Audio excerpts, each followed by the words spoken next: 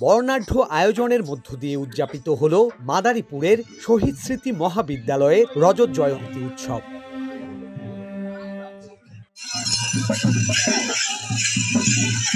বর্ণিল শোভাযাত্রা, নৃত্য, সঙ্গীত সহ নানা আয়োজনে উদযাপিত হয় প্রাক্তন ও বর্তমান শিক্ষার্থীদের এই মিলন মেলা।